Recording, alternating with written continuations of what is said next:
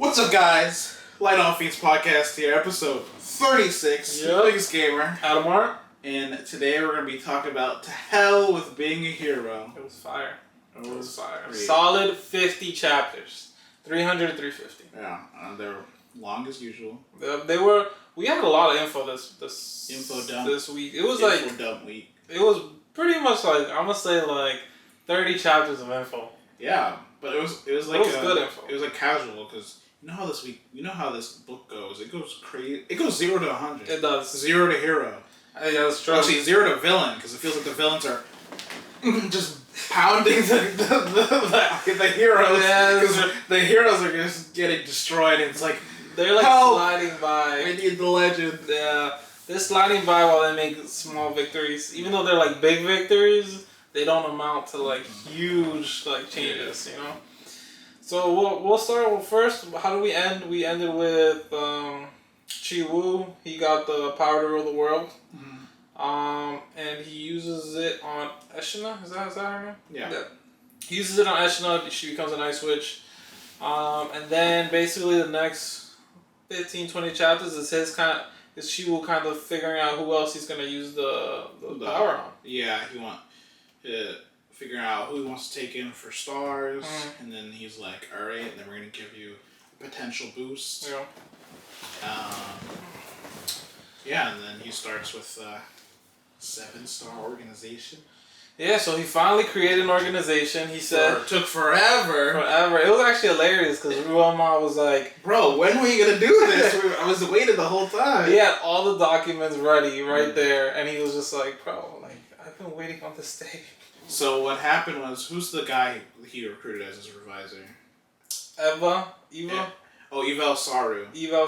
So he went to him. This guy, he's a sneaky. I was gonna call him rat, but he's not a rat. Yeah. But he's an informant.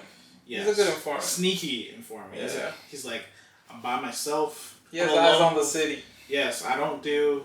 I'm not trying to take more responsibility than I have to. And she was like, well, you're gonna have to now. I kind of wonder when they talk about heroes like this guy, and they're like, all of these heroes have saved the world. I'm like, how did he save the world? Because I bet he never fought. He never fought. Nah, he made other people work for him. He's like the commander type. Yeah. But he doesn't even feel like a commander type. But I guess that's the only way I can see him. Maybe he's like an advisor type. He's like, all right, commander, I'm advising you. Yeah, I think that's how it looks. Now go out and fight. But can you see somebody like that saving the world? And being the protagonist? Well, okay. No. That's why I'm like, how did that even work? But that worked out. There's a hero for everything. We got the 7 Stars organization. We got the big remodel. And I'm not gonna lie, I didn't even think about it. About the remodeling having to happen, bro. Oh, because you probably thought... Because in my head, I thought, oh, it's probably just a nice looking place. Yeah, me too. Because they were the first, they had gold. But then you look at it, it's like, oh, it's good because to us, it looked good. And, Did that good? Yeah. Alright.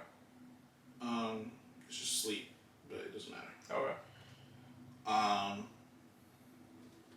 It looked when they're describing to us, she was like, "Oh yeah, we were eating grass and sleeping on rocks. Yeah, this is amazing." But then in reality, it's like, okay, well, the people who are coming didn't do that.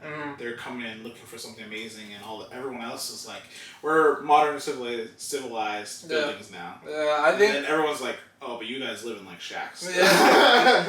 I think in my head, before they were in apartments type living, but then it was apartment style living, but it was probably super cramped. Yeah. And maybe not super cramped in Ruoma's section because he had 9 buildings, I think, if I remember correctly, but they were all but they didn't have that many people, so each person probably had it's probably 2 people a building or something, or 3 people a building. But then when they upgraded, they made it sound like they made a palace.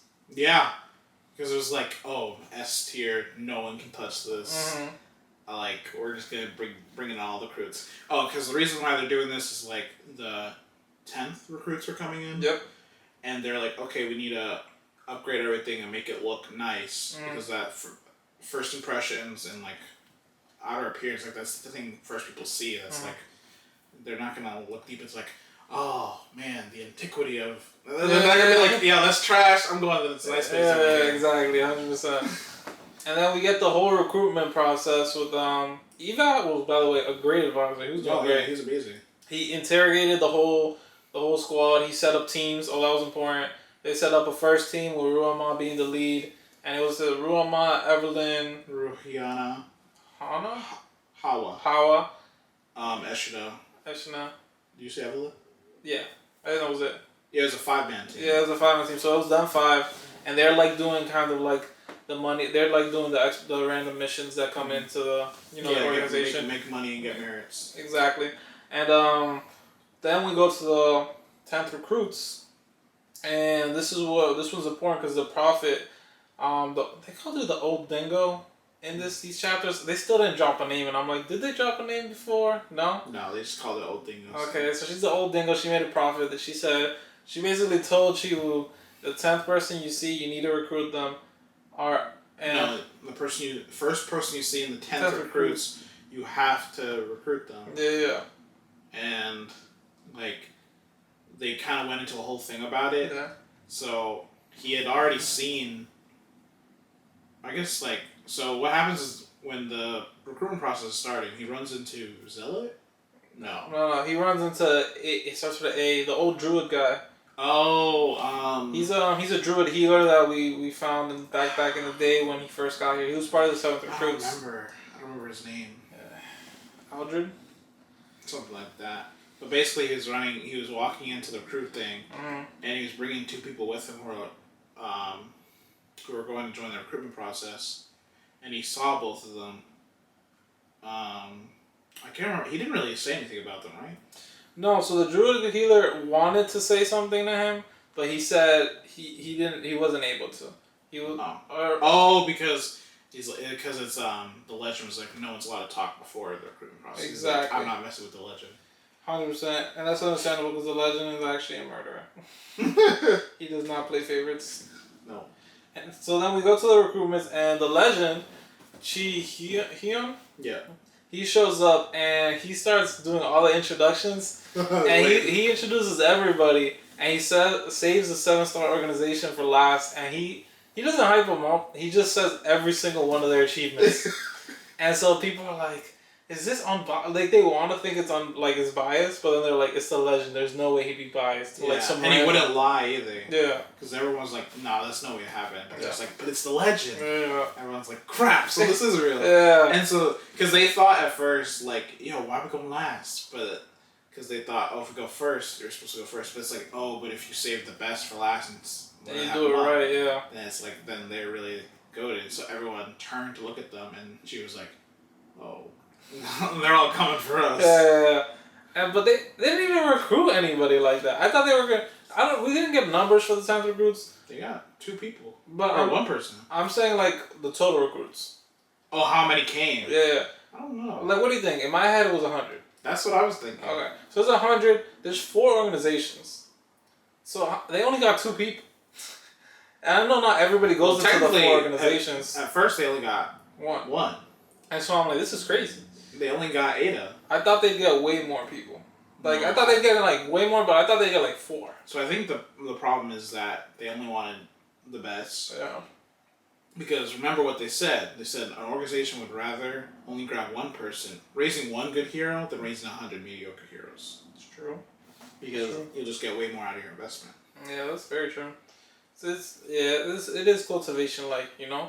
You'd rather have 1 peak power than like 5 like regular powers. Yeah. At the end of the day, it doesn't make sense.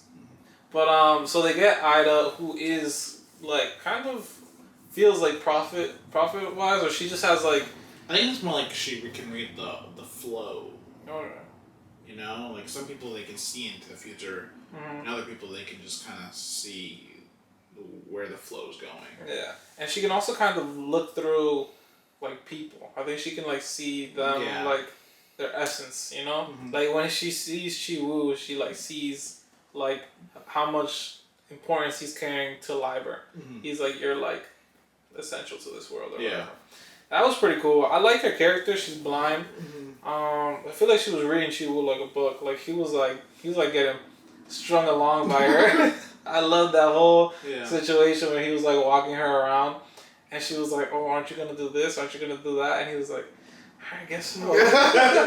And everyone was running up to him. She was like, "I guess you're nice. You are right. All right, nice person." Yeah. Everybody was coming up to Chiwu, just giving him the merits. Like, "You saved my life." And then it was funny when he was like, "I want to recruit you," and she's like, well, "You should recruit." Yeah. And he was like, "Huh? Yeah. She's good. She's good, but she's not you." Yeah. And she was like, "No. You want her. She's what you're looking for." Yeah. And he was like, "Okay, I guess." But obviously, we saw that. Oh, one more thing. What? Yunio, they keep calling her they, and that confused me so much because for some reason I kept thinking, oh, they're two people or something, and then I realized no, they just haven't specified her gender. Yeah. Their gender. And that's important. Yeah. So that was a big thing. Yeah. They're like, and they go a little more detail into it later, but basically her family, it's called Tanya. They are born non-gendered, and they like don't really go through.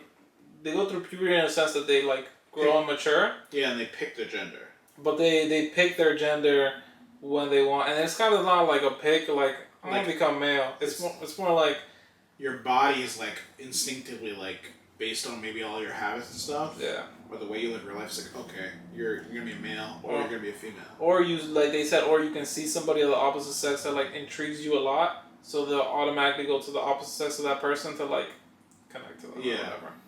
So they were they, and that did confuse me for like the first chapter too.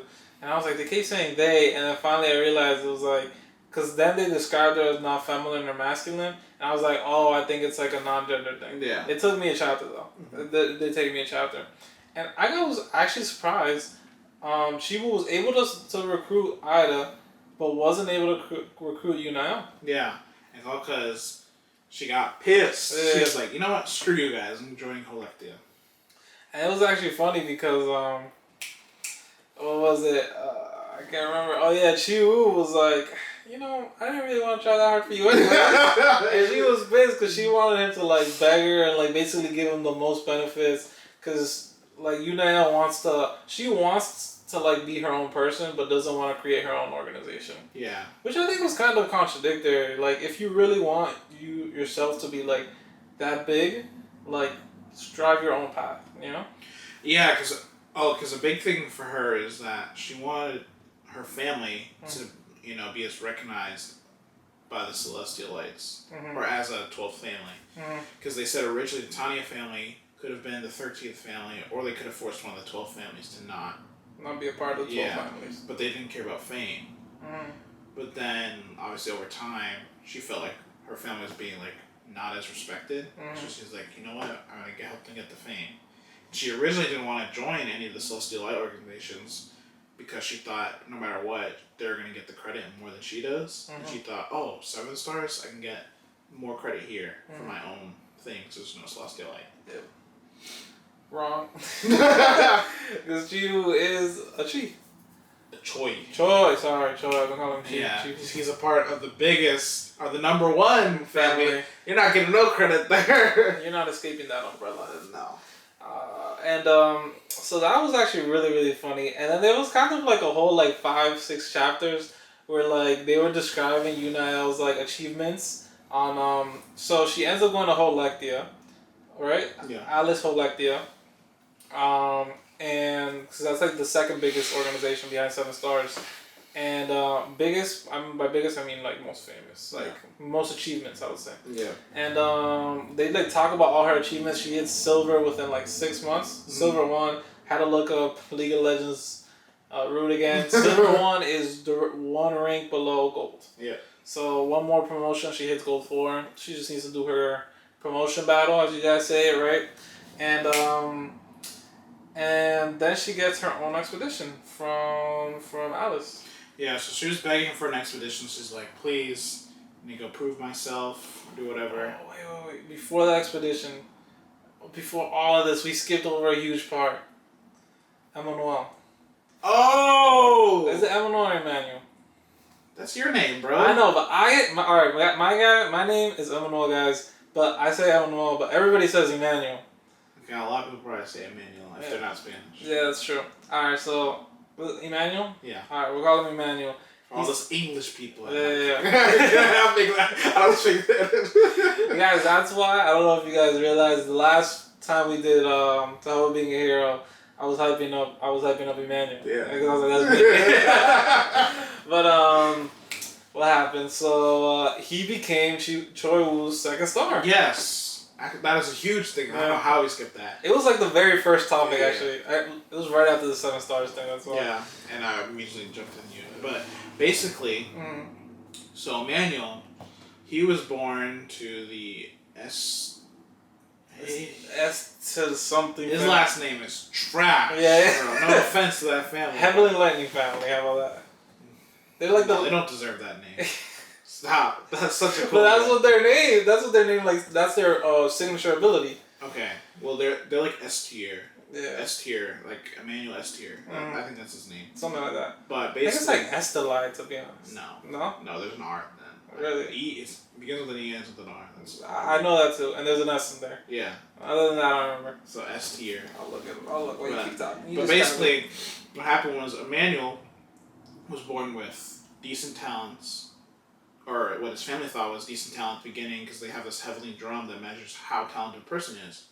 But over time, he lost more and more control over the heavenly drum and ended up being considered a defect of the family. You know, classic young master can't use the ancestral technique of the family and is thus considered garbage. And what he heard from the little dingo was, you have the aura of death around you. You were basically forced to come here. Because originally the family wanted to send someone to Liber because they needed to show out for face, but they didn't want to send a talented individual because the chance of death was high. So they're like, let's send the defect.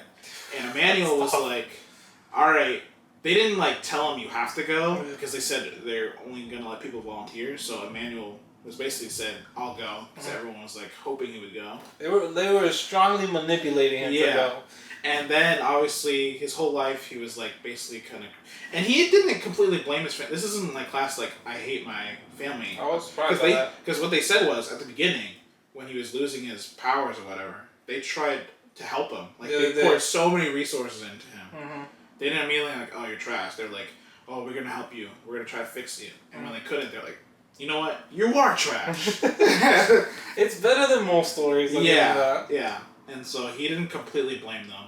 But he was, like, obviously always yearning for that power. Affection, power, you know, respect. And that's what he got before they sent him in. They, like, all pleased him. They're like, oh, yeah, you're going to do this. You're going to be helpful to the family. The patient's like, you're going to be useful. And they're like, you're probably going to die. But in their heads, that's like, they're like, you're probably going to die. But you know what? We'll send you off happy. Yeah. And the dingo was like, yeah, you probably going to die. Unless you stick to him over there. Yep. Chiwu. And right before, he couldn't accept it, so right before he challenged Ruamo, got slapped. Ooh, he got wrecked. Yeah. He couldn't do nothing. Yeah. And so that's when Emmanuel was like, alright, Chiwu, help me. Yeah. And Chiwu was like, I got you, bro. And basically, he saw as like, this guy, he has a rare talent that makes him have to awaken twice! Yep. The double awakening trope! That's crazy. That's crazy. That trope always kills MCs, bro. They do. But basically, they had to force... It's really true, bro. The double awakening trope. No one ever thinks reawaken in any of this. They're just like, it never happens. Yeah. But essentially, she was like, okay, we're going to have to reawaken your power. That also, your family kind of messed it all up, so you're going to have to, like, pretty much almost die. And also to mention, I don't know if we ever talked about that, but the power to rule has requirements. Yes, we did talk about it before, but not today. But yeah. So essentially what he had to do was go get acknowledged by... You can right here. Actually, this is his name and you can read the requirements if you want. Okay. 80% trust. To Choiwu. Be acknowledged by Byakranium. The trainer. awaken incomplete lightning fire, and then use 4 of his use between 4 and 6 plus luck. His name is. It's at the top, the very top of the job. Oh, Eustia. Yeah, Emmanuel Luciano. Eustitia. Eustitia. I knew it was weird, bro. Yeah, it was a lot worse than I thought. Eustitia. I was completely wrong with the R. It's another family.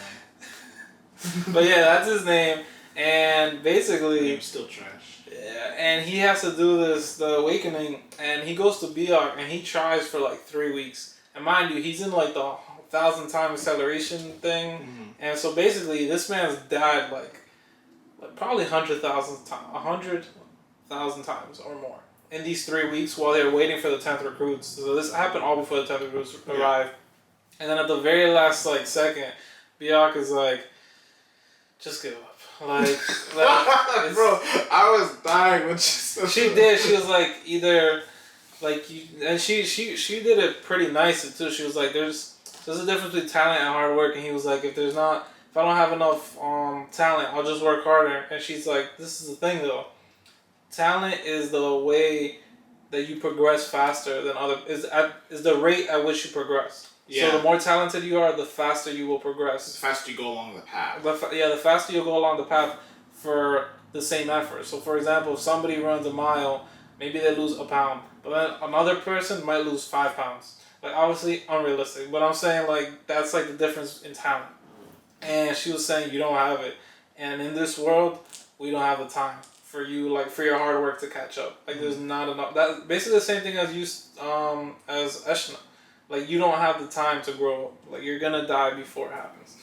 And then, finally, his very, like, last swing, very Chorvu, like, on his very last attempt, he, like, puts all his anger into everything, and he awakens it. But he almost kills himself. Yeah, so the power is, like, what was it that made him incompatible with it?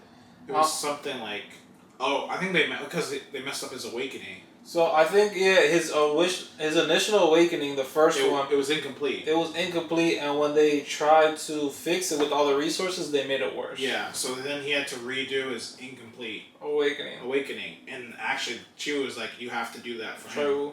Choiwu. I fucked you up. No, it's Choi Chiwu. Ah, you see, that's why I was messing it up. Okay, Choi Chi-hyun. Yeah, okay, good, nice. I really messed this up. And Byakuranyan was like, "What? You're asking me to kill a disciple?" And he was like, "You're just gonna have to kill him." Yeah. Like, what? Yeah. I was like, "Damn." I love that. I love that you said that. And the craziest part was that when Emmanuel awakened, he like imploded his body basically, and like all the energy ran rampant, and it basically left him like kind of crippled. And Biak was like I failed as a trainer, like I couldn't get like the result because he awakened his power, but like he basically almost killed himself. Because that's what she was worried about. And exactly what she thought would happen, but they didn't know that Chi Wu had a blessed power that could make his awakening hit the double awakening, I believe, right? He hit the double awakening. And in the process of that, like, fixed him. Yeah, because he made him a scar. Yeah. Gave him I forget which skill he gave him. He doesn't give them a skill. He awakens their skills. No, but he gave him one. That's the whole point of the sharing. When he makes him a star. I don't think he gives them a skill. I think he awakens the skills they have and makes them stronger. Yeah, but he gives them a skill. A new skill that he didn't have before? I'm pretty sure I thought it just improves. No, he gives him one of his skills. No, that's the opposite. Chiwu can take one of their skills. He can also give it to them, I think. Really? I don't remember that part. What? Can he? Or can he only take it? I thought he could only take one, but he could only take one. So this is what happened, the result. His lightning fire became an S. And that was kind of the biggest part. His other stats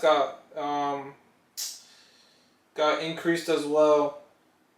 And he became the incarnation of thunder and lightning, which is pretty fire. You know what? Never mind. You're right. Yeah. He can give him a skill. He doesn't give him a skill, but he can take a skill. Mm-hmm. Like for Ruama, he took synthesize, I believe it's called. Or it starts with an S. synthesization or something. I think it's called synthesize. Wasn't it something else? No, he took the ability to like kind of see the flow. Remember? Yeah, wasn't that intuition? Maybe it was called intuition. Yeah. I'm pretty sure it was in. Cause I thought unless it's like a different name, but I thought I'm pretty sure it has a different name. It's called like synthesization or something like that, bro. But he took that from Ruan Ma because he needed it because if not he was gonna die at the beginning. But he didn't take one from Emmanuel just yet because he's like, I'll wait until he grows stronger. And yeah, Emmanuel becomes the second star. He stays in his own organization, the Justitia he's organization. just temporary over the. He temporarily works with 7 stars. Yeah, I think it's like. It's like having a subordinate organization. Exactly. Like you're the main company, and that's your. That's exactly you're how Amazon, and you're Amazon Prime. Or no, not Amazon Prime. You're like Amazon Game Studios. Okay, yeah. And I think everybody. It's not like I don't think Emmanuel like says it to everybody, but it's pretty known because Chiwu, if he calls on Emmanuel, he's there within 3 seconds. It's hilarious every time. He's like, oh, hopefully Emmanuel can hear soon. He's like, I'm here. And I'm just like... And not just I'm here, bro. He's on one knee.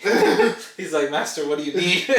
Or teacher. He's like, teacher, what do you need? He's like, are you gonna, like, assassinate me or something? Like, why are you here? You're too close. Yeah. And he's like, no, I happen to be passing by every time you call. Yeah. I was like, okay. Yeah, and it was... Yeah. Oh, and the crazy thing, the trust. The trust is like, how high was it? I just saw it. I'm pretty sure it's 87.5 or 92.5 that he had. I think it was in the 90s. So room, I think it's 92.6%. Okay. Yeah. And so Chiwu created his second star, which is huge. And this is just the last part about Emmanuel's awakening. He goes and finds Ruama again, and they have another fight. And the fight ends with Ruama winning, but Emmanuel ends it where he was like, you might be his first star, but I'm gonna be his best. And I was like, oh shit, bro. It gave me the tingles, bro. And Ruama was looking at him like, you'll never catch me. And then he's right on the spot, like right after the duel, he starts training right away like a madman. He's like, you're not gonna catch me. I love that. I love those type of like... the little rivalries. Yeah. Obviously because it's friendly, you know? It's not nothing bad, but like just that drive, I loved it. And then everything that we just talked about happened, and so we can go back to the Yunael goes on her expedition from Alice. So, originally... Okay, so what happens is, she gets the expedition.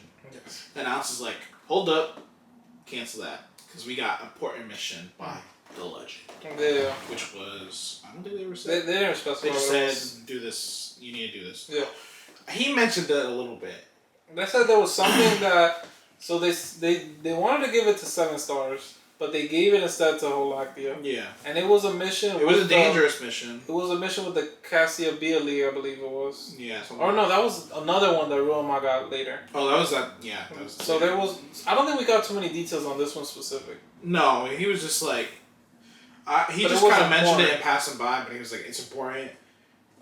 It needs to succeed." Yeah, and I don't want my brother in danger, so send them to do it. Yeah.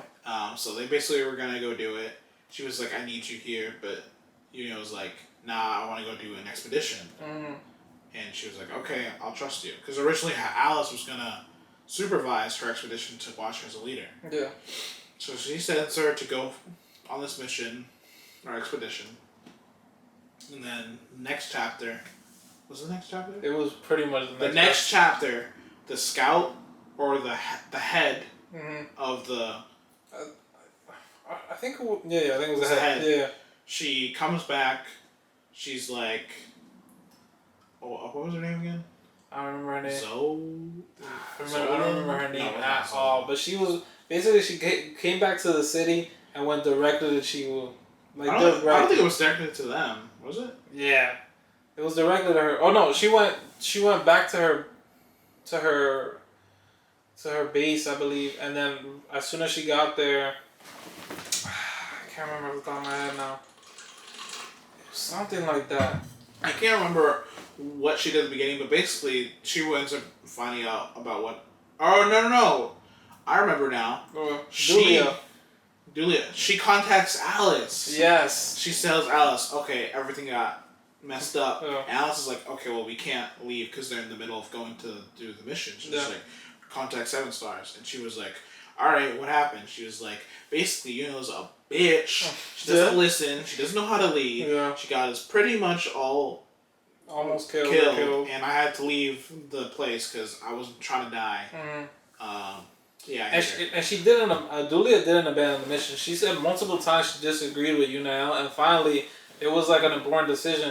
And Dulia was like, as the head, we should not continue. We should leave. We should leave right now, or we're gonna die. And Yunael was like, no, like continue. If you want to go, if you don't want to go, then leave. You have my permission. And she's like, fine, I'm not gonna go die. Yes, because what happened was 2 of their members got lost, and you don't want to go back and find them. She was like, they're gone. We're lost as well. If they're by themselves, they're probably dead. Yeah. Let's leave and figure something out later. And she was like, nah. And she was like, all right, I'm out. Yeah. And then, so now Chiwu and them, they gathered up a fat team. There was like 8 people? Chiwu, Evelyn. Was it Evelyn? Chiwu, Evelyn. I don't remember the expedition members because I'm not going to lie, they didn't do anything. Yeah, because there was 3 people. There is. Oh, you know who was important? Those 3 people that we fought Zapar with.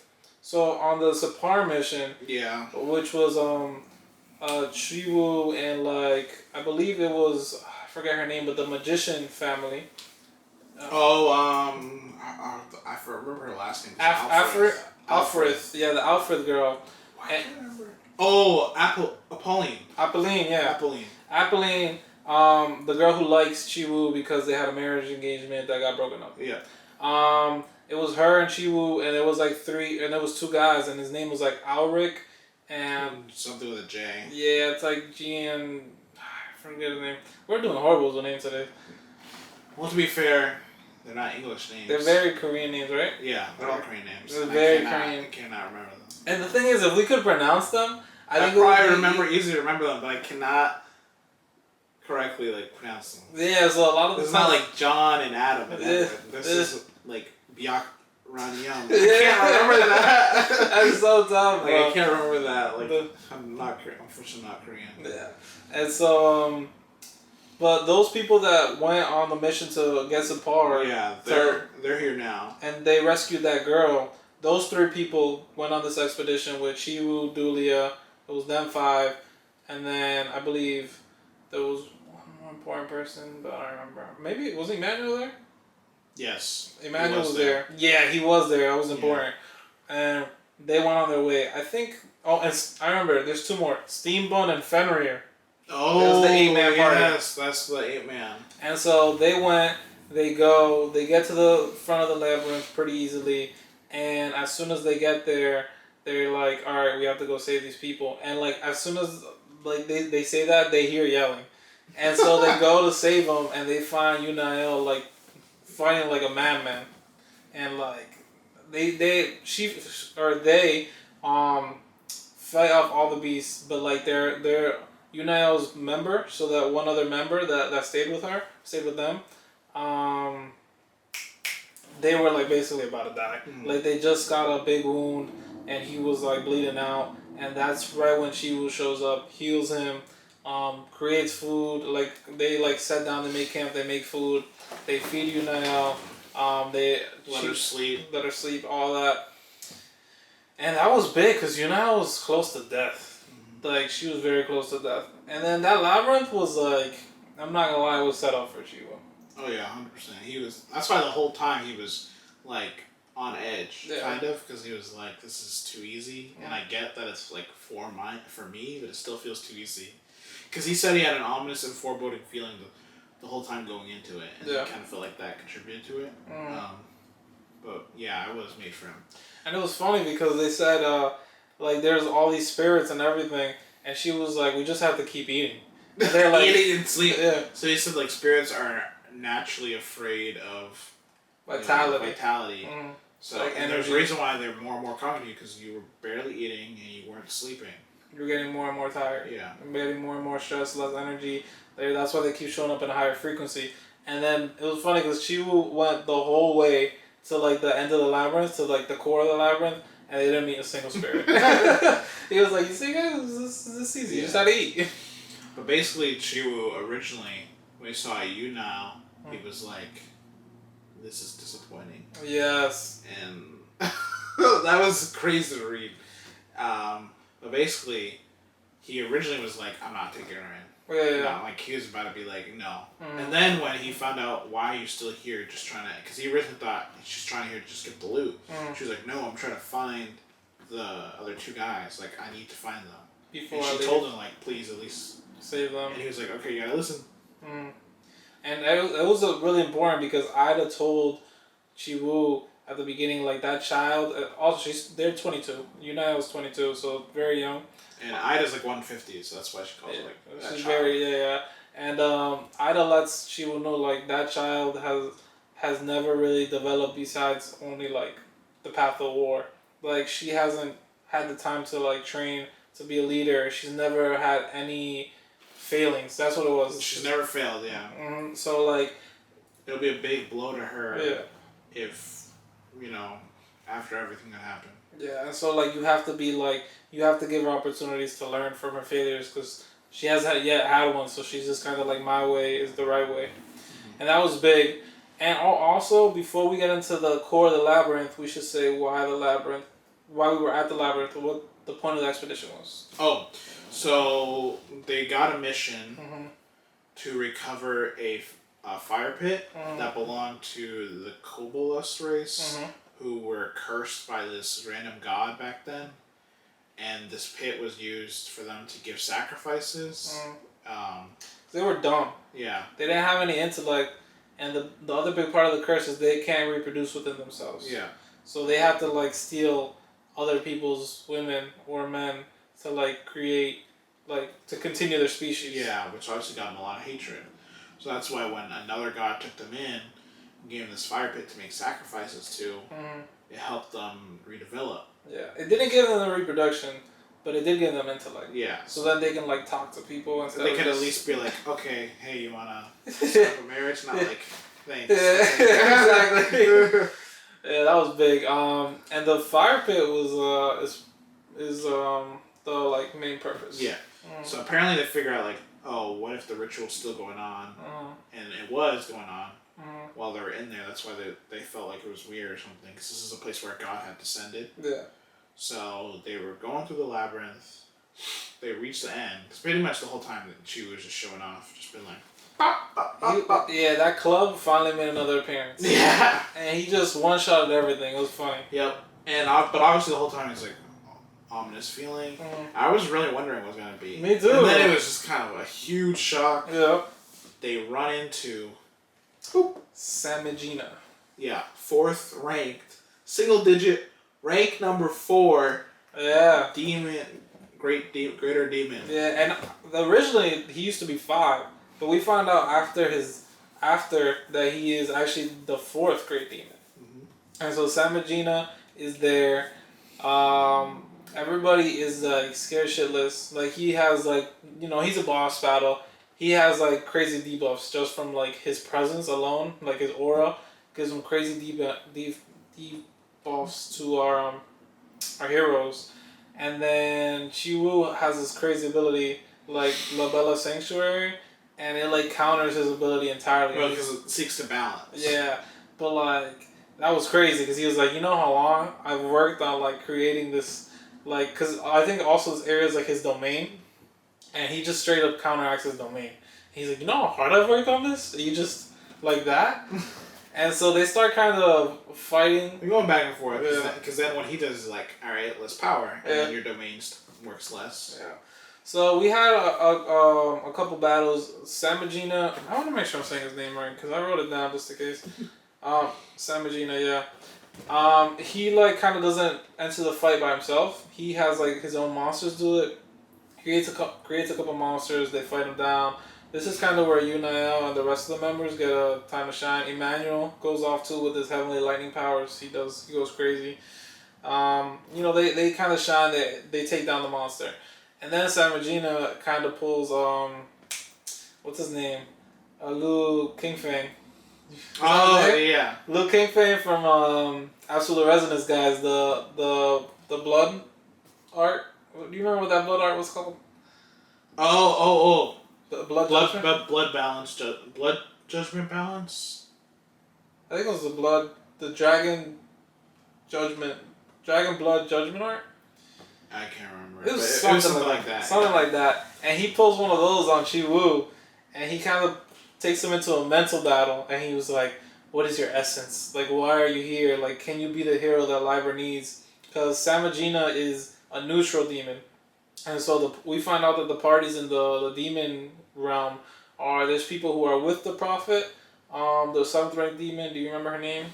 The princess. Yeah. Princess, I wrote her down. Princess Shersha. Shersha, yes. And then there's the people who are not on her side, and then there's the neutral. And so he rejected the prophet's side because he was like, I don't know if I can believe in you.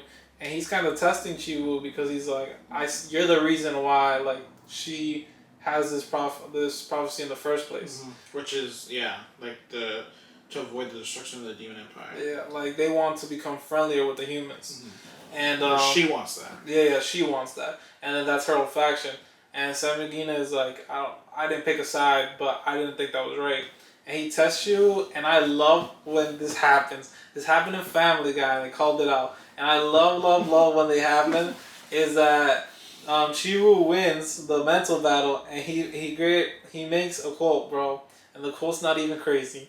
It was chapter 330. I wrote down the chapter. He said, to hell with being a hero, bro. Yeah. I love that, bro. I love when they say the name of the book in the book, bro. I was like, yes. That was so good. Because what was it? Oh, because he kept saying, we need you, or Liber needs you to become a hero. But he was like, that's not what I want. Yeah.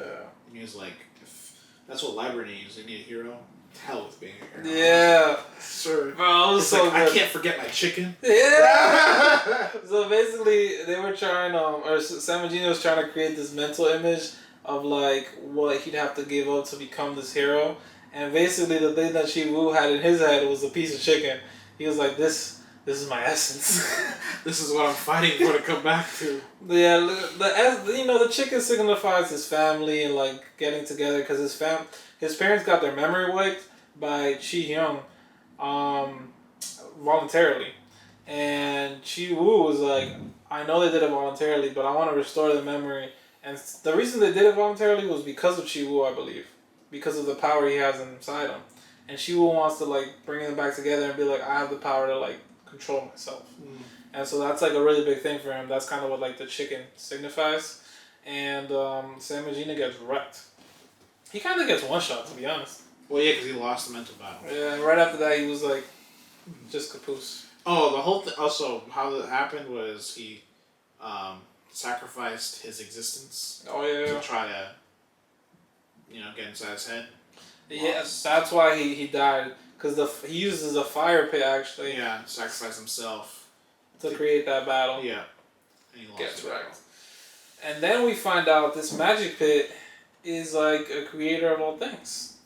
And basically it has the rules that whatever you put out of it, or whatever you put in it, you can get the same thing out of it. Yeah. Up to the same value. So for example, if you put 15 points worth of things in, you can ask for something that's worth 15 points. Now, if you ask for something that's worth more than 15 points, depending on how many more points you ask for, let's say you ask for something for 20 points, you're going to face a challenge worth 5 points. Yeah. And if you beat the challenge, you get your item. If you don't beat the challenge, you die. Now, the only way to stop the challenge is if you flip the fire pit. Yeah. And so they figured that out through some trial and error. One of them, the guy with the J, I forget his name, is one of the 3 people who went on the Safari expedition. It's not Alric and it's not the girl, it's the other guy, I can't remember his name. He basically asked for a weapon that can kill anything. And they basically summon the Jade Emperor, who's like one of the ninth tier gods. I don't know if that's who they summon. No, but I'm saying that's a 9th tier god, right? Yeah. The Jade Emperor? Yeah. They summoned like a malevolent god on that same level. Because that question was so out of pocket that they were like, bro, we're bringing a 9th tier god to kill you. No, but that wasn't just it. It was, so that's what he wished for. Yeah. But he gave up. He gave up some of his blood, right? Blood. some hair. Yeah. Did he spit in it too? Yeah, I think so. And that's what pissed him off and got off. I said, "Oh, you want the wish? Well, let's see if you can survive my wrath." Yeah, the trial is him, bro, and he comes and they flip the fire because they're gonna die. We got a couple cool things. Julia gets like a camouflage jacket. She gives us some of her lifespan. That girl from the Zapar expedition, she gets a cool bow, I believe, right? Yeah. And then Shiwu gets blessed luck. Yeah. Oh, because they figured out that you can exchange merit points. Yeah, so it costs 5 million per. One blessed luck. And he had like 80. Yeah. So he got 16. So he was at 57. He goes back to 73. And then Philip Salem, I believe his name is, right? It's important. We need to give his full name right now. Philip Salem was like, bro, throw in the cup. And she really thought about it, and he was like, you know, my master would even tell me to throw in the club, but I'm not gonna do it. No. I want this. It means too much to me. And Philip was like, bro, throw in the club. You'll get an item because the club is awesome, but it only works on like spirit / like demonic. Yeah, on evil stuff. It can't be used on anything else. Anything else is just a piece of wood.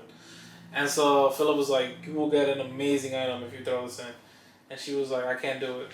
He gives the item to Steam Bun. He's like, the club, Steam Bun, hold it in there. Do not let me put it in no matter what. And then finally, with like a couple of the items that Shiwu has left, he's like, just give me a suitable weapon, like compared to what I put in. Yeah. He puts in a couple things, last second, Steam Bun throws in the club. And we get the appearance of Volcanus. Yeah.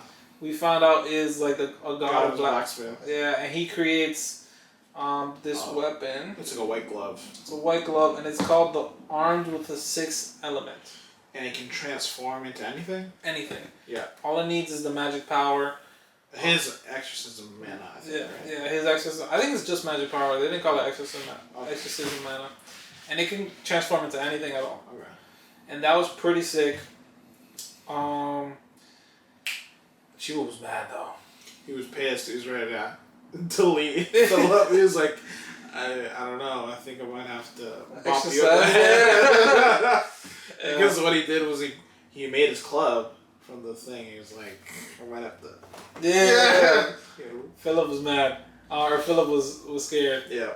And then we also got one other thing that's important, and the reason that Fenrir is important for this expedition is that he has 4 things that he needs to evolve into a god. Oh yeah. And one of them was to eat a single ranked great demon. And so how convenient. How convenient. So Fenrir eats Samagina, his body. He gets that. I forget the other 3 things on the top of my head. I think one of them is. I really can't remember them. Do you remember them? No. They're not that important. They're not. Not right now. Yeah, not right now. We'll figure them out later.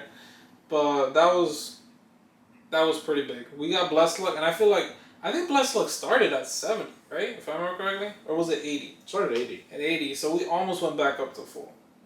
Yeah, that was so we went up to 73, and I think that's especially big because of how he's been using the power to rule the world. Mm-hmm. And he needs 7 stars, and as of now, he's only done Emmanuel, which was worth 6, and that brought him to 57, and he needs 6 more stars, which he's gonna have to bless. So and then power to rule. Oh yeah, that takes up the blessed luck, and also his dice, the world's milestone that he hasn't used in since the Great Demon Invasion, actually, I believe, right? Yeah, that takes a lot. It takes 1 to 7, 7 being the best, 1 being the worst outcome. Mm-hmm. I want to see him get a 1. No. What? Why would you want to see that? Because you can't have all luck in novels, bro. I need him to get a 1 to see how bad the situation goes. God. Like, you want him to roll 7s every time. But he needs to roll a 1 for the story's sake. God. You know he does. God. You know he does. Yeah, and he almost did. He almost did, too. So, because, I don't know if, did that happen right after?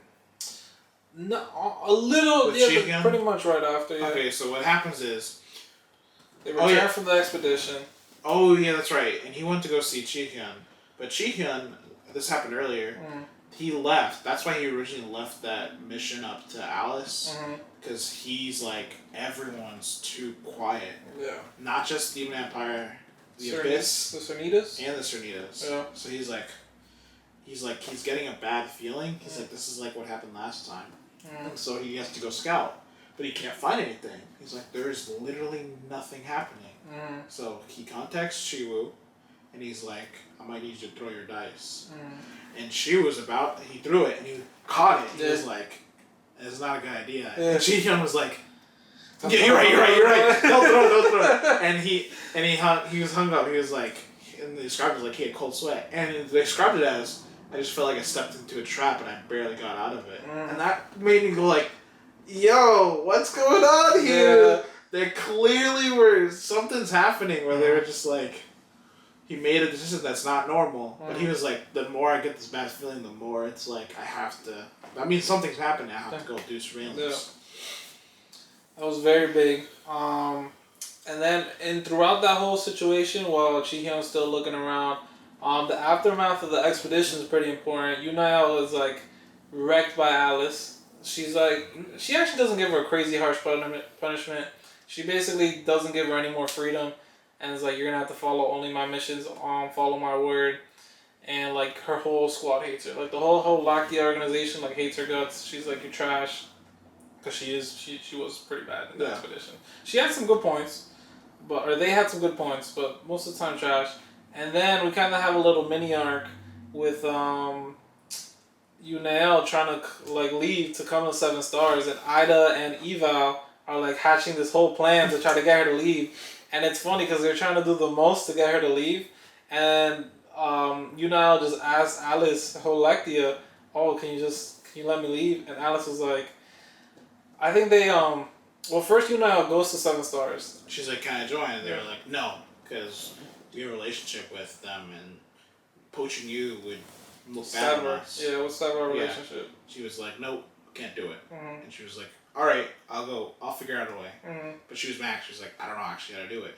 She just went up to Alice and was like, can you just let me leave? And she was like, no, because I literally just gave you light punishment, and now you're trying to leave. And then she was like, what did Shiwu say about it? She was like, he said he doesn't want to strain his relationship with you, so he's not going to accept me. And she was like, because of me? And then she was like, all right, I'll let you leave. And I said, let a recommendation, go join 7 Stars. She's like, I got it. And he's like, okay, you're in. Yeah, so Yunael comes in, and Shiwu sets up some rules on her. He's like, you have to follow what I say. You don't automatically get your own team, I believe, right? Yeah. Or she gets a team. She has a temporary team. But he told her, like, you still have to earn it. Not an official team. Yeah. Like, this is just here for you for now. Yeah. But yeah. And then she joins the squad. And then... Oh! Wow. What happened after that? Then after that is when they go to... Oh, also a big thing is that Yunael had to go switch from the White Horse General to Labella. That was pretty big. Yes. And then she also had to do something. She had to become a disciple of Byakuran. And that was super easy. Yeah. Byakuran was just like, I love training you. Yeah. You're awesome. And then after that, we get Ji-hyun actually with the whole situation with like he doesn't know what's happening, but he does know. He was like, you need to go. I actually wrote down her name because her name is long as hell. You need to go train Yeria Lily Dula Mariju, who is part of the magic engineer family. So Mariju. Yeah, Mariju. They're a magic engineering family, so they came from a world where there was magic and engineering. Magic and science. Magic and science. And I think they were pure science. And then they used magic. And then they were like, this is great. Like, yeah. It creates way better stuff. And so they're known as like, if they have enough technology on a world, they can just create like bombs. And they're just invincible. And they'll just basically, they just drop nukes. And they'll win automatically. And so Ji-hyun is like, you need to like train her up. Like, I don't know how you do it, make her stronger. And I think they were kind of hinting at her becoming a star. Because, like, Shiwu was, like, looking at her star page. Like, how to become, like, let her become a star. What do you think about that? She might become a star. I can see it because she's a celestial light. She has the talent. And she's especially such a special, like, ability. She's like a... Special type of ability, yeah. Yeah, she's not like a frontline fighter. Like, we have, like, 2 warriors with Ruama and Emmanuel. And Yunael is also kind of a warrior. She's like a support character. Yeah. So that's like 3 stars right there. They're all kind of warrior types. And then she's finally like a, you know, support character, which is pretty important. She gets some, and it's funny because one of her things is you have to be acknowledged by the boogaboos. Yeah, the boogaboos. That's what I call them, boogaboos. The boogaboos, and she was like, "I got you, come with me," and like instantly they like hit it off like that. And they give him a mission. They're like, you have to find some Togiri. Yeah. Tori? No, Tohari, which is like basically a living flame. Yeah.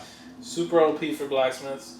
Because they needed it because their gear was trash, and they're like, okay, if we can get Tohari, we can make a better gear. So I guess their skills are just better than the current materials that they have. Yeah. Like if they get better materials, they can make better equipment. And so that happens, and then Chiwu was like, how do we get like this Tahiri? How do you say it? Tohari. How do we get a Tohari? And they find out through like, who is it? To the information tower. Yes. Oh my god, I was about to say some random word. The information tower. Yeah. Apertum, I believe, right? Yeah. They finally use Apertum, and they get They run into a girl they worked with in the past. I forget her name. I forget her name too, but Shivu worked with her to infiltrate the Salem Kingdom. Yeah. Into this little space world where he fought the 63rd ranked demon called Andrews. Yeah. And damn, bro. I thought I had that, but it was good. It's good. I forget her name though, but she's the plant lady. I call her the Mandalorian. No, Mandalorian. Mandalorian. I forget their name. It's a Final Fantasy monster that has oh, I know what you're thinking of. Yeah, it's like a flower type. Yeah. And it like when it spouts miasma at you, it gives you a bunch of defects. Yeah. You know what I'm talking about? The worst, literally like. The worst mob. Yeah. I hate that mob, especially when there's a late boss battle of that mob. Yeah. But whatever. I forget the name on top of my head. I don't know why I picture her like that. That's not how she looks, guys. She does just have one flower on the top of her head, and it gives her like healing properties, and like she can also, I think, create any type of flower. It just needs time and like mana. Yeah. She gives them information. Gives them a map. And she gives them information about like some thief back in the day who stole it, and he put it in some area. She has the map. And then he was like, "All right, everyone, go figure out what he told." Eva was like, I'll go find it because this is my this is like my thing. He said within a day I got it. He came back in half a day. He was like, boss, we may be bugged. Yeah, because we found out it's in the Sernitas territory. And we have not run into the Sernitas yet. And where we ended, we still haven't run into them. It's true. But it was funny because on their way there, they were Shiwu was like, I haven't actually seen their forces. Remember I called that out last time? You did. Like, we haven't seen what they look like, bro. We don't know who they are. When I read that, I was like, oh, he's going to be high. Yeah. Now we're going to see them. But then it ended, I was like, oh, we got to wait. Still haven't seen them. They must be insane. Oh, yeah. They have to be. Especially what we found out at the very end. So we found out that when creating this expedition that it's in Sernitas territory, and they're like, there's no way we can get there and back. Or there's no way we can get there safely. Like it's impossible because it's either land, sky, or sea. Sky. We don't have ships. We don't have airships. Sea. Landlocked. Land. They can literally just see us coming a mile away. Yeah. And the terrain is just terrible. Yeah, and that was Howell who said that. And mind you, throughout all this, Yunael is being an impatient bitch. I hated her, bro. She's being so impatient, and like they're showing her immaturity. A lot throughout this. I think we have to call that out. Yeah, but like I think that's super intentional. Yeah, it definitely is. And then Howell actually finds out that in Narsha Haram, that old tower that we went to with that Anna, what's her name? Not Ruama, the other one. Ruhiana got demoted with that mission. I don't know if you guys remember she that. didn't do anything. Yeah, we called it out, and then we're like, "Oh wait, she actually didn't get called out." Yeah. Like, you're getting demoted. Yeah, exactly. So that mission, where they met the Boogaboo's god, all that stuff.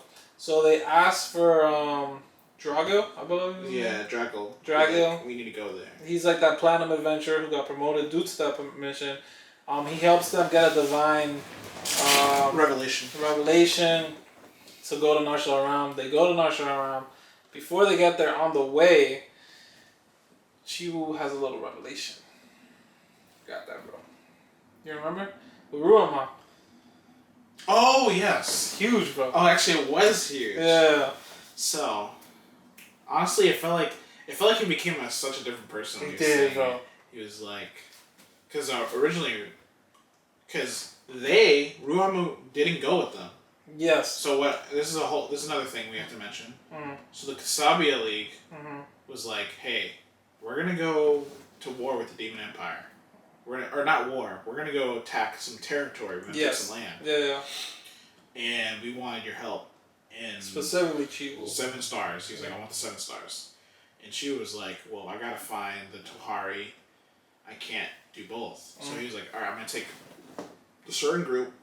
We're gonna go get the Tohari. Ruamu, He's the first team. you're gonna take your first team. And you're gonna go. They didn't take that exact first team. They reorganized some members. Yeah. But he was like, you're gonna take these people. Mm. And you're gonna go to Kasaba League. You're gonna fuck them up. Yeah, you're gonna lead. And then right before they left, the day before, he went to Ruamu and was like, Like before that, talk about how they were feeling though. oh yeah, actually you're right. Yeah. I was thinking that right before I thought of something. But basically, Ruamu and Ruhiana were kind of feeling jealous. Yeah. Because she was like, we haven't gone on a mission with him in so long. Right? And he was just like, yeah, it kind of sucks because he's with Uriel and Emmanuel and whatever. And they saw that Emmanuel got like some crazy power up. Yeah. They're like, I don't think they were like kind of jealous. It's not like they were like wanting that, but they were like they wanted to just be with him. Yeah, just be with him. And so Shiwu recognized it, and this is where he came up to Ram and was like, I forget exactly what. You know what? Pull that up. It was pretty good, bro. It was pretty good. I was trying to think of it, and I was like, I won't do it justice. Yeah, bro. It was really good. Chiwu was like, because Roma was going through all these things in his head, and then he was feeling a little what's the word? He was feeling a little excluded. Yeah. Because he just felt like, but it's kind of like if you're the first child, you kind of they grow up, and you're just like, okay, they can do their thing on their own. I gotta go with the other kids. It's like, I still want some, love and affection over here, please. Right here. You find it? Yeah. I don't remember what. So basically, he tells which quote exactly are you talking about? I don't remember which one. But to sum it up, and then I think that this might be the quote. Because I think it's a lot. Okay, yeah. So there's kind of a lot here, but basically, Chiwu was like, "You're my first star. I should have been used this on you from the beginning. I'm sorry for being late." And then he says right here, "You were always a huge support to me. You might feel burdened by this gift, but I always believed in you." And then he drops it off. And I feel like that was not the quote you were looking for. No. But I think it was right before. Right before? Must have been, because he was saying sorry. He was apologizing to like, I'm sorry. I think for neglecting you.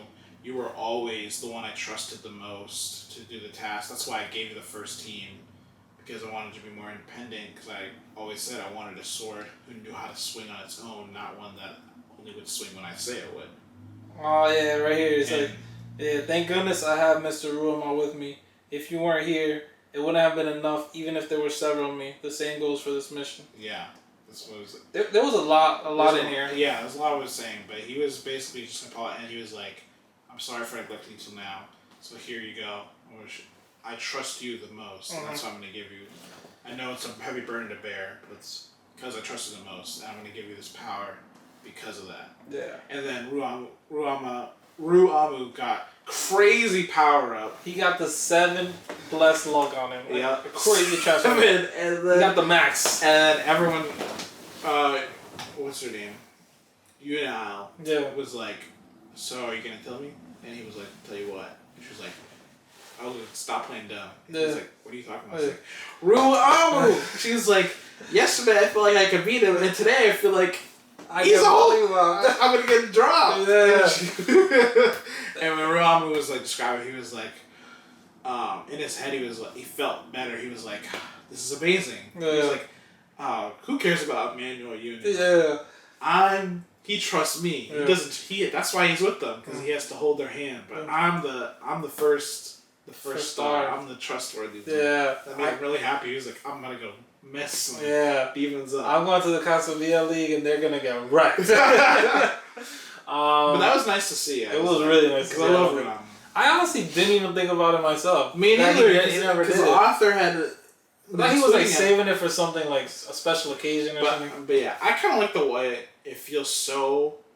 The perspective, you feel so immersed in it. It doesn't feel like I'm reading. Yeah, 100%. Like I'm in the perspective of Chiwu. 100%. So when that happens, you're just like, oh my god, you're right. We did ignore him. Yeah. Because I was ignoring him too. And then he gave the powers like, well, he's back.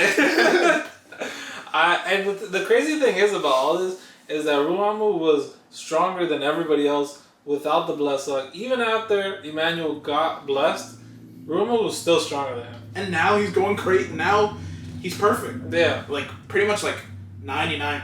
Like if you had perfect, it was like he's 99. Yeah, he still has room to grow, like through promotions and like his physical attributes. I think it's like his talent is peaked. Well, his talent has peaked, but he hasn't reached his full potential. Yeah. Because I think before he had 4 stars, and he created him into a 5-star. Now he's a 5-star. So he's a peak. It's an SSR, bro. He's 5-star. He can hit the peak. Yeah. Now it's just seeing his potential be realized. You know. So that was really big. Before we go to the Demon League, we can finally say what happened to Yunael and their gender. Oh yeah. So basically, Yunael went to bed one day. Mm-hmm. She was thinking about Chiwu. Mm-hmm. And she turned into a girl overnight. And it was just funny. She was like, what the hell happened to me? Yeah, because usually obviously they said earlier, they're non-gendered until they pick one. Mm-hmm. And then usually whatever, they get a trigger. But she was 22, so she's like 10 years past. Usually a trigger overnight. Yeah. And then she was just bitching about all the female things. She's like, I get a period every month? This is ass. Yeah, I was like, it's hilarious. And it was also funny because when she didn't come down for like a day, and she was like, is she okay? Let me go check on her. And he goes to check on her, and like, she's like trying to hide, and he's like, no, like, you need to come down, are you okay? This and that. And he like goes like up to her bed and like goes to get her and like pulls her out of bed. And at the time, she was thinks that Yunael is like genderless, like, you know, they won't. In their head, she's kind of like a male, I think, more like than a female. And so he drags her out of the bed, and she's completely naked. And like now she has like a body, she has like hips, she has breasts and everything, and she was just like he was shell shocked. He was shocked. He was like, so sorry. It was actually funny because when they were going to showers, Eva was like, "Oh, just come with us," and Yuna was like, "Oh, I don't know if that's or she's." Evelyn said, "Oh, come with us." She's like, no. And then Eva was like, "Yes." And then she was like, no. But he just dragged her along. Yeah. And then when they saw it, she had nothing. He was like, yeah, because she jumped and she didn't have anything down there. Yeah. And Eva was like, how do you pee? I was thinking the same thing, bro. I'm so glad they asked it, bro. We didn't get an answer. We didn't get an answer. No one knows. But then we so the 2 teams, they split up. Ruama's team goes to the Casablanca League, and they were going together for the little bit because it was kind of on the same way. Yeah. And then Chiwu's team is going to where they last met. The last one to the national round, and they go there and they find a demon castle there. Yep. And they found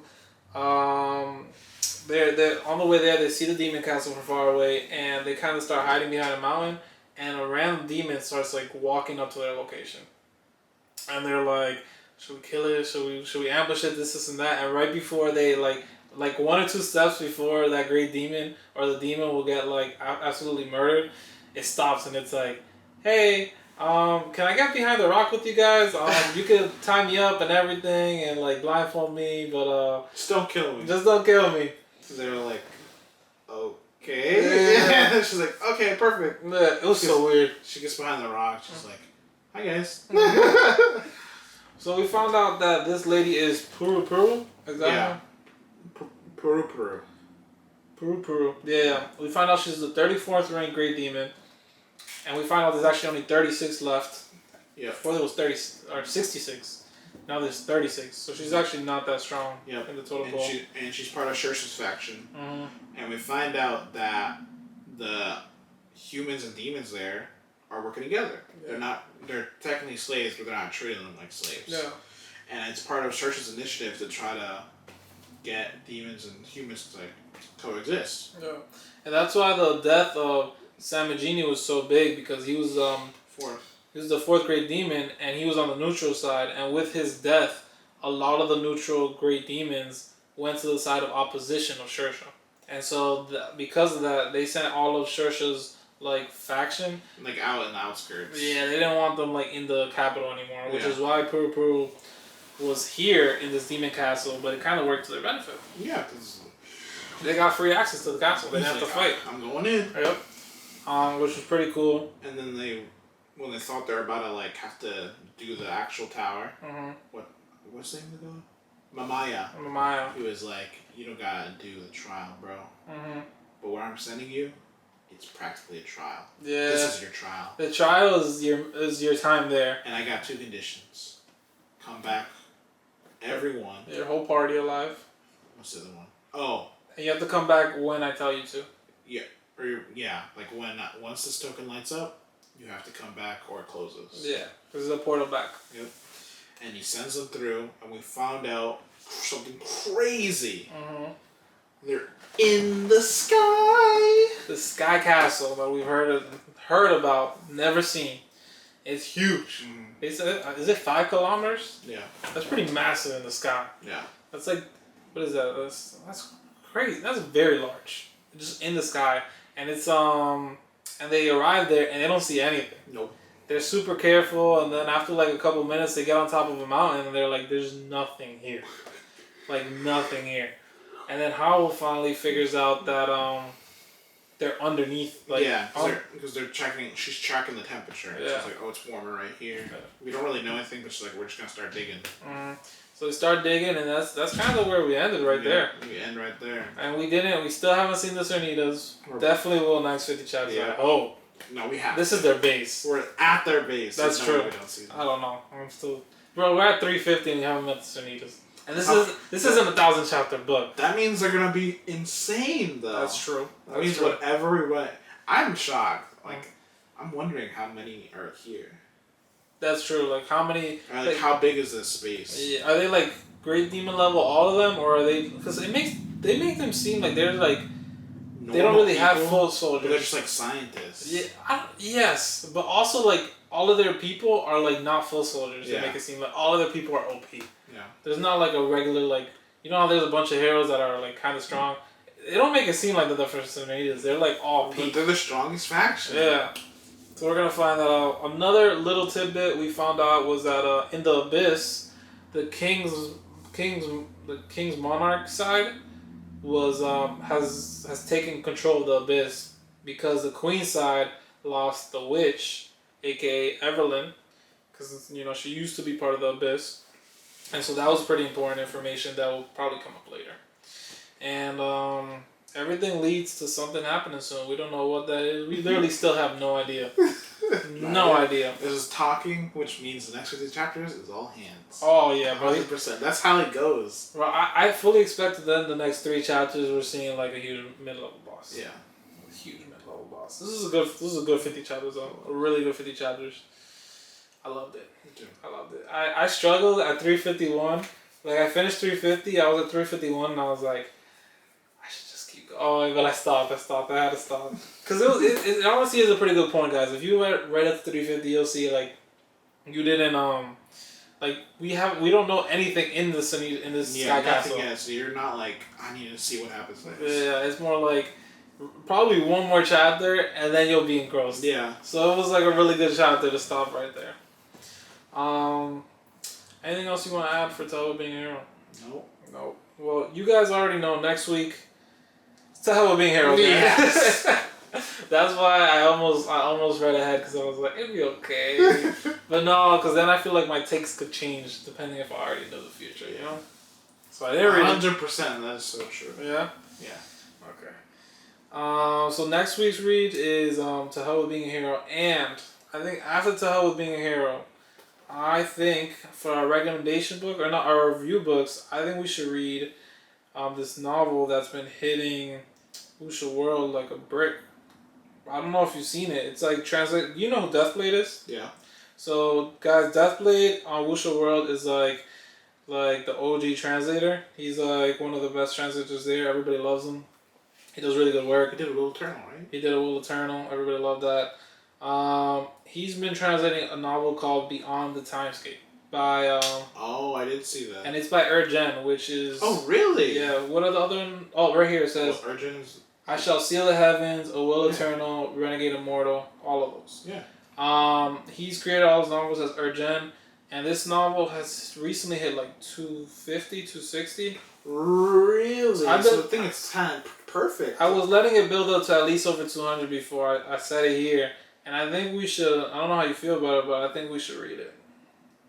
Okay. It's at 237 as of September 18th. That's perfect. So it's probably right around 250. We'll have the 200 chapters we can go through. Yes.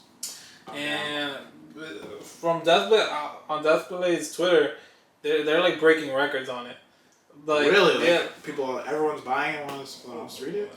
Some of that, and also like the comments, they said that the novel before it comes out, you can write comments before like the chapter comes out, the newest chapter, and he's saying that like each chapter, they're like breaking the most amount of comments per chapter before it releases. So there's like 50, 60 comments on the chapter before even reading it.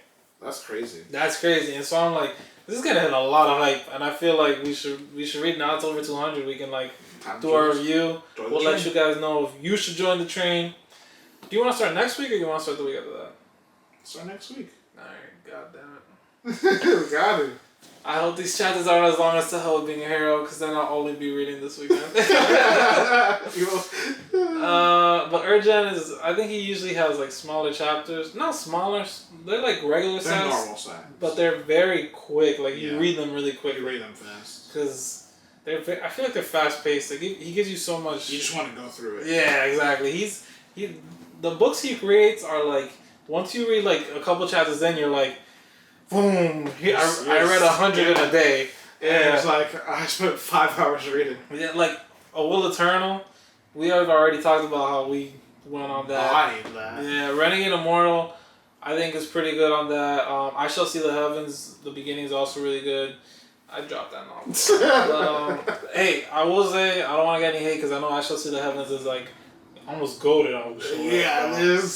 Some people like love that novel, especially they say the ending. You said the ending is way better, right? Because you finished it. No, I didn't finish it. But at least that's what I've seen. Yeah, I've seen. People love like the later chapters, which I didn't hit. I think I hit around chapter 500. I think there's like 1,400 chapters or something like that. But yeah, next week is To Hell with Being a Hero, and Beyond the Timescape for our recommendation or our review. We will read 1 through 50. Yes. Alright. Chilling. Anything else you want to add? Alright, this has been Lighting All Fiends Podcast, episode 36. Biggest Gamer. Adamar. Peace.